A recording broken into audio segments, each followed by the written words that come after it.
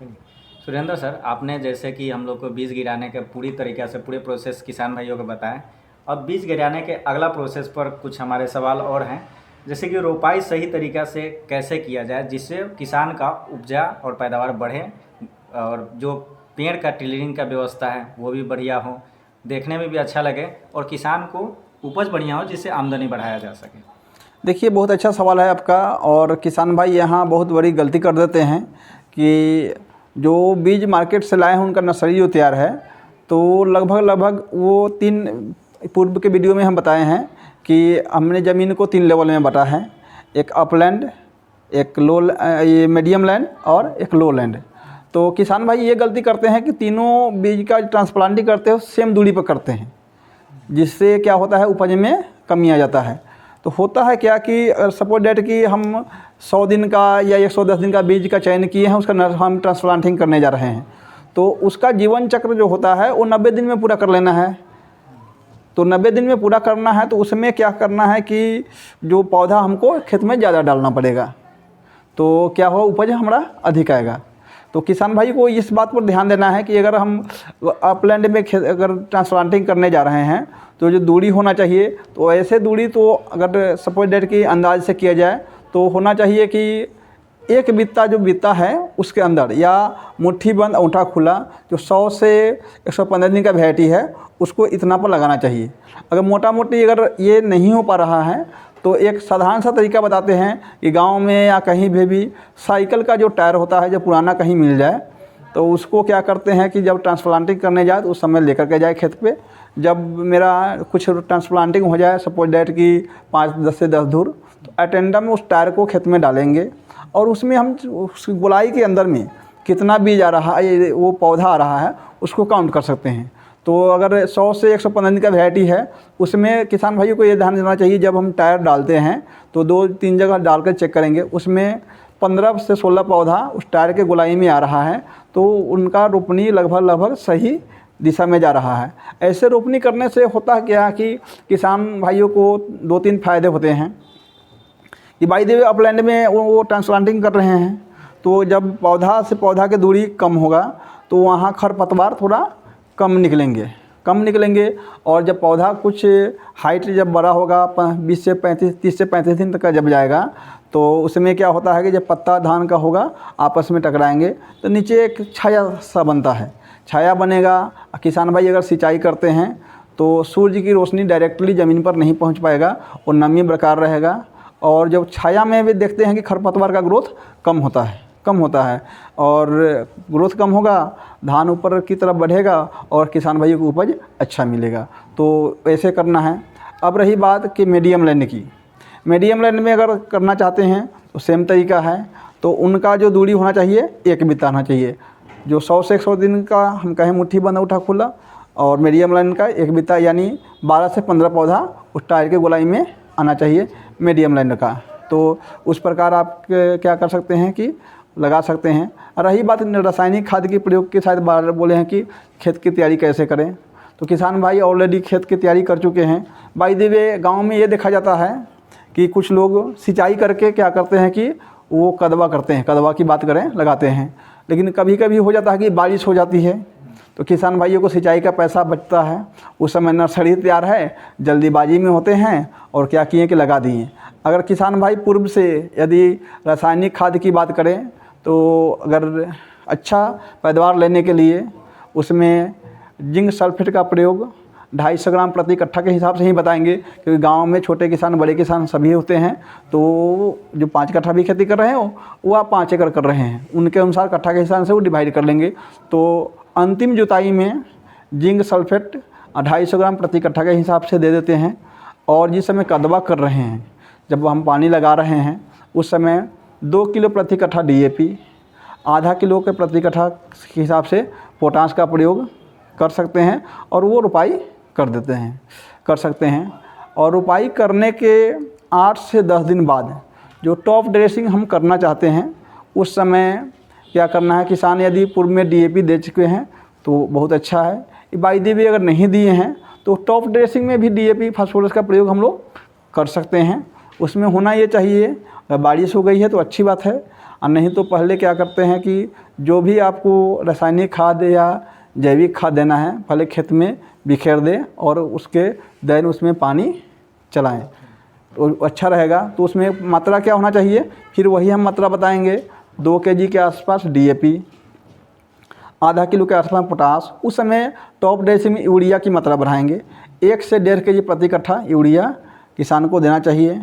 और इस प्रकार वो क्या कर सकते हैं कि टॉप ड्रेसिंग का यूज कर सकते हैं। एक और इसमें हम ऐड करना चाहेंगे रासायनिक खाद, क्योंकि धान के पौधे में जो होता है कि स्टीम बोरर का समस्या आता है। तो कुछ किसान भाइयों के दिमाग में ये रहता है कि बीज के कारण वो क्या होता है स्टीम बोरर, यानी जब गब्भा के सूखने की बात होती है तो किसान भाई कहते हैं कि मेरा गब्भावट सूख रहा है खेत में। तो उसके लिए वो किसी भी कंपनी की वैरायटी का दोष नहीं होता है, वो कीड़ा है, वो किसी भी कंपनी के धान में वो लग सकता है। तो उसके लिए किसान भाइयों को करना चाहिए कि किसी अच्छे कंपनी का कीटनाशक हो। उसमें वो डिपेंड करेगा कि कौन सा केमिकल यूज कर रहे हैं। तो इसमें हम कुछ जैसे पिप्रोनिल हुआ या किसी कंपनी का आता है जैसे बिटाको हो सकता है या और सब कुछ हो सकता है। तो उसके दुकानदार से एक बार चर्चा कर लेंगे कौन सा केमिकल लेते हैं, कितना मात्रा डालते हैं। लेकिन पर्सनली मेरा बात करें तो हम पिप्रोनिल का प्रयोग करते हैं, जो वो परसेंटेज पर डिपेंड करेगा कि 0.4% ले रहे हैं या 0.3% ले रहे हैं। तो 250 ग्राम प्रति कट्ठा के हिसाब से टॉप ड्रेसिंग में आप अगर कीटनाशक का प्रयोग करते हैं तो उसमें स्टीम बोरर की समस्या से हद तक आप निजात पा सकते हैं। सर यहाँ एक पास यहाँ खेत में जब शुरू करते हैं रोपाई से लेकर लास्ट तक लेबर की बहुत प्रॉब्लम है। जाना नहीं मिल पाता है, लेबर नहीं होने के कारण किसान जो बड़े किसान हैं वो बहुत परेशान रहते हैं। तो वो परेशान रहते हैं तो वो अपने खेत में जो खरपतवार है, जो मेन मुख्य समस्या हो जाता है, वो खरपतवार को रोकने के लिए किसान क्या करें? देखिए बहुत अच्छे सवाल है आपका। तो जो खरपतवार नियंत्रण की बात हो तो आज के डेट में लेबर की समस्या बहुत बड़ी समस्या है किसान लोगों के लिए। तो उसमें क्या होता है कि हम अगर समय से अगर इसका नियंत्रण करें तो बहुत ही कम खर्च में हम अपने खेत से खरपतवार का वो छुटकारा कर सकते हैं। इसमें 2 तरीका है। फर्स्ट है कि जब आप क्या कर सकते हैं, जब धान की ट्रांसप्लांटिंग कर रहे हैं उस समय यदि आपके पास बहुत सारा केमिकल बाज़ार में उपलब्ध है जो आप रेत में मिला करके जैसे बुटाक्लोर, पेंटाक्लोर या रिपीट प्लस के नाम से एक अच्छे कंपनी का आता है उसका यूज कर सकते हैं। उसमें दुकानदार आपको बता देंगे कितना मात्रा है। अच्छे कंपनी का चुनाव करेंगे, कोई ब्रांडेड कंपनी का हो जो रिजल्ट अच्छा देगा। समस्या उसमें ये होती है कि अगर आपका समतल खेत है, जो चारों कोन की बात करेंगे, क्यारी की बात करें, तो अगर पानी बराबर है तो उसमें वो रेत में मिला करके या आप राख में मिला करके या डायरेक्टली आप स्प्रे से भी आप स्प्रे कर सकते हैं। जब आपका ट्रांसप्लांटिंग ख़त्म हो रहा है, लास्ट में जब खेत से निकलने वाले हैं तो उस समय क्या करेंगे कि उस केमिकल का यूज करेंगे, छिड़काव कर देंगे। तो उसमें क्या होगा, वो पेट्रोलियम बेस होता है। तो जहाँ पे आपके खेत में पानी लगा हुआ है तो वो 4 से 6 घंटा में एक लेयर बना लेता है वो ज़मीन के सतह पर। जो बीज से जमने वाले जो खरपतवार होंगे सीजनली, उनका जर्मिनेशन वो नहीं होगा।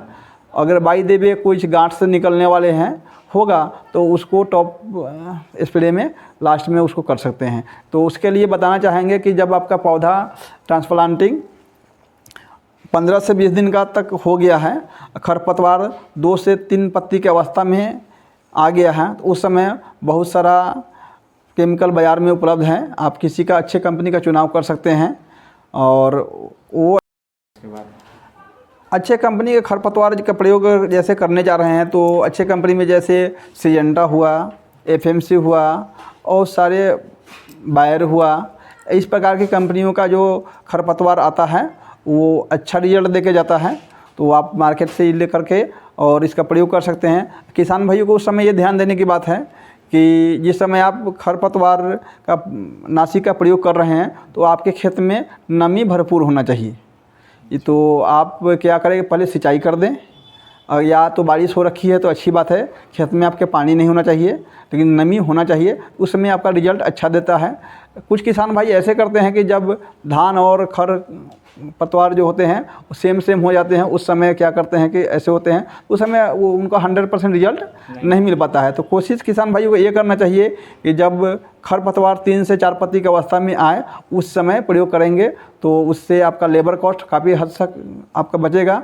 लगभग अगर वो हाथ से निकाई गुड़ाई कराते हैं तो प्रति एकड़ हमसे पूछेंगे, जो मेरा अनुभव है, तो 3 से 4 हज़ार रुपया प्रति एकड़ का खर्च उनको आ जाता है। लेकिन अगर केमिकल का यूज करते हैं तो लगभग 1 एकड़ के लिए 1000 से लेकर 1100 रुपये खर्च में उनका हो सकता है। तो 2000 रुपये ऐसे भी बचा सकते हैं वो आराम से। इस प्रकार कम खर्च में वो खरपतवार नियंत्रण कर सकते हैं। बहुत बढ़िया। एक बात यहाँ सुरेंद्र सर ने जो ध्यान देने वाली बात बोली है कि जब भी आप खरपतवार नाशक कोई भी केमिकल का यूज़ करते हैं तो वहाँ पर आप खेत में प्रॉपर नमी बनाए रखें, उसी समय आप करें। जब नमी ना हो उस समय ना करें। लास्ट और आखिरी एक सवाल ये है कि हम लोग पूरा धान की जो अवधि होती है, जब से लगाते हैं तब और काटते हैं तब तक टोटल कितना बार खाद देना चाहिए? क्योंकि सुरेंद्र सर यहाँ ये सवाल इसलिए आता है, बहुत किसान लोग इतना ज़्यादा मात्रा में रासायनिक खाद दे देते हैं जिसके कारण उनका फसल गिर जाता है।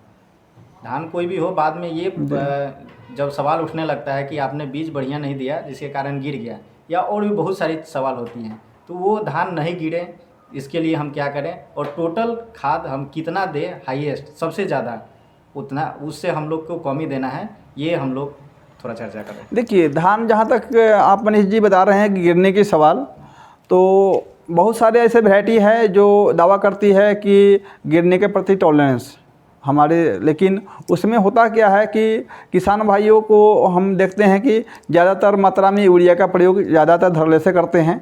तो यूरिया का रोल देना चाहिए पौधा में, जो आवश्यकता अनुसार का प्रयोग करते हैं तो यूरिया का प्रयोग करेंगे, वो मना नहीं किया जा रहा है, यूरिया का प्रयोग करना चाहिए, पौधा की ज़रूरत भी है, तो आवश्यकता अनुसार करेंगे तो वो नुकसान नहीं जाएगा।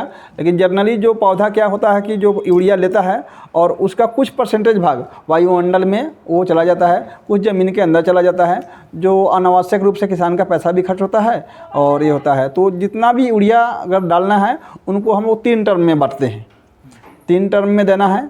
फर्स्ट है कि आप क्या होता है कि आप खेत तैयारी करने के समय दे सकते हैं, यानी आप टॉप ड्रेसिंग में दिए हैं। सेकंड यानी आपका पौधा जब ट्रांसप्लांटिंग करने के 8 से 10 दिन के अंदर में दे दीजिए। फिर सेकंड जो है वो आप जो पौधा 30 से 35 दिन का हो गया उस समय देना है। और फिर थर्ड जो है वो 60 से 70 दिन का आपका पौधा हो गया उस समय देना है। एक यहाँ पे मनीष जी आपको ऐड करना चाहेंगे, कुछ किसान जनरली हमको देखने को मिलता है कि जो धान जब हमारा गभौट अवस्था में आता है, जो 2-3% बालियाँ 5% बालियाँ खेत में दिखाई देने लगती है, तो किसान उस समय यूरिया का प्रयोग करना चालू करते हैं, जो बहुत ही बड़ा नुकसानदायक है। किसान खुद पैसा खर्च करते हैं और अपना नुकसान 10 से 15% उनका नुकसान वहाँ हो जाता है। क्योंकि यूरिया का रोल उस समय होता है क्या कि जब भी देते हैं तो यूरिया का रोल होता है पौधे के हाइट को बढ़ाना और क्या करना कि उसको हरा रखना, विशेष रूप से ये रोल होता है। तो पौधा जिस समय गभौत अवस्था में है तो अपनी हाइट को भी पूरा कर चुका है, और जो आपको उसका नमी है वो जिस पर पहले से यूरिया दिए हुए हैं काम होता है।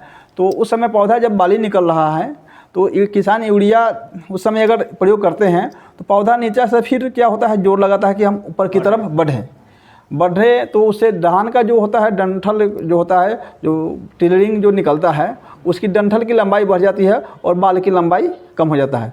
और उसमें एक और नुकसान होता है कि नीचे से जब दूध भरने की अवस्था हो तो खखड़ी की मात्रा उसमें हो सकता है। तो किसान भाई से रिक्वेस्ट ये करेंगे कि आप खेत प्लॉट पे जा रहे हैं तो आप देख रहे हैं कि यदि 8 से 10 दिन के अंदर में ये हमारा पौधा गभौट अवस्था में आ जाएगा, तो उस समय यूरिया का प्रयोग करेंगे। ½ kg से लेकर के 1 kg कर सकते हैं। और उसमें जो प्रयोग करना है रासायनिक खाद, तो बिल्कुल किसान भाइयों से रिक्वेस्ट करेंगे कि पोटाश का प्रयोग उस समय ज़रूर करें। पोटाश का प्रयोग करते हैं तो उससे बेनिफिट ये होगा कि आपका दाना जो होगा पुष्ट होगा, पौधा में रोग प्रतिरोधी क्षमता बढ़ेगा और ब्राइटनेस बढ़ेगा और बाली की लंबाई बढ़ेगा। तो पोटाश का प्रयोग लास्ट जो खाद का प्रयोग करते हैं उसमें ज़रूर करना चाहिए, गड्ढा की स्थिति में जी। और एक और उसमें और ऐड करना चाहेंगे कि बाई द वे किसान उस समय क्या कि एक ही पौधा में अगर पोटाश नहीं डाल सकें तो जब धान का फूल की अवस्था में होता है, फूल जब झड़ जाए, बिल्कुल निकल जाए, फूल की अवस्था में कोई भी स्प्रे नहीं करना है, फूल झड़ जाए तो 0050 मार्केट में पोटाश उपलब्ध है, उसकी मात्रा ले सकते हैं। और उसमें 10 से 15 ग्राम बोरन का भी स्प्रे कर सकते हैं, तो जिसमें आपका दाना साफ़ होगा। और आप चाहते हैं उस समय तो कोई एसिटामेप्रिड करके होता है, जो कुछ धान का रस चूसक जो किस होते हैं, जो दूध की अवस्था है, उसमें मिक्स करके तीनों दवा का मिक्स एक साथ करके स्प्रे करते हैं, उससे भी आपका रिजल्ट अच्छा आएगा। लेकिन ध्यान देने की बात है कि फूल की अवस्था में इसका प्रयोग नहीं करना है। जब फूल झड़ जाए, हल्का सा बाली नीचे झुकने के समय आप इसका स्प्रे भी करके आप अच्छा रिजल्ट ले सकते हैं। बहुत बढ़िया। यहाँ सुरेंद्र सर ने दो उपाय बताए हैं। पहला ये कि आप अपने पैसा लगाकर अपने नुकसान न करें, जब गब्भा निकल जाए उस समय यूरिया के प्रयोग ना करें। दूसरा ये कि जब आपका फसल गब्भा में रहता है उसमें पोटाश हर हाल में दें। अगर पोटाश नहीं दे पाते हैं बाय द वे कि अगर उस समय नहीं मिला तो बाद में जब फूल दाना पकड़ने लगे, जैसे कि आप बाल में देखिएगा, जब खेत में जाइएगा तो दिखेगा कि जब फूल झड़ गया यानी कि दाना पकड़ने लगा, उस वक्त आप स्प्रे भी कर सकते हैं साथ में कीटनाशक मिलाकर। इससे बहुत आपको फ़ायदा होगा। चलिए, सुरेंद्र सर को काफ़ी धन्यवाद देना चाहेंगे कि आपने हमारे शो पर आके हमारे किसान भाइयों को इतना जानकारी दी है, जिसके लिए हम बहुत बहुत धन्यवाद देते हैं सर। बहुत बहुत धन्यवाद आपको भी, जो आप हमको आमंत्रित किए, इस लायक समझे। और किसान भाई जो भी हमसे बात ये जिनको बताए हैं उस पर अगर विचार करेंगे तो उनका फसल अच्छा होगा। धन्यवाद सर। एक और आखिरी बच जाती ये है, हमारे किसान भाइयों को आप क्या मैसेज देना चाहते हैं, क्योंकि हम लोग का भूमि दिन पर दिन उपजाऊ जो पहले था उससे घटते जा रहा है, उसके लिए कुछ आप संदेश देना चाहें, एक लाइन में था। बिल्कुल, आपने अच्छा सवाल किया। तो किसान भाइयों से ये रिक्वेस्ट करेंगे कि रासायनिक खाद का बहुत से कम प्रयोग करें और आप मवेशी पालन करें, जिससे आपको क्या हो सकता है, एक तो गोबर आप यूज कर सकते हैं जो आपका खेत के लिए एक वरदान साबित होगा। और उसके एवज में आप अगर दूध दही जो भी आप यूज कर रहे हैं घर परिवार में ओरिजिनल मिलेगा। आज मार्केट का हम लोग ज़्यादा यूज करते हैं, तो अपना सोना बेच करके और जहर प्रयोग नहीं करें, किसान भाई से रिक्वेस्ट करते हैं। और एक किसान भाई से और रिक्वेस्ट करना चाहेंगे, जो अपना अनाज उपजा रहे हैं किसान भाई, तो अपने खाने के लिए अपना अनाज प्रयोग करें, उसके बाद में इससे अधिक होता है मार्केट में बेचे। मार्केट का जो पैकिंग वाला जो आज के दिन में फैशन में चल रहा है, उसका प्रयोग नहीं करेंगे तो हमारे स्वास्थ्य पर इसका बुरा प्रभाव नहीं पड़ेगा। थैंक यू, धन्यवाद।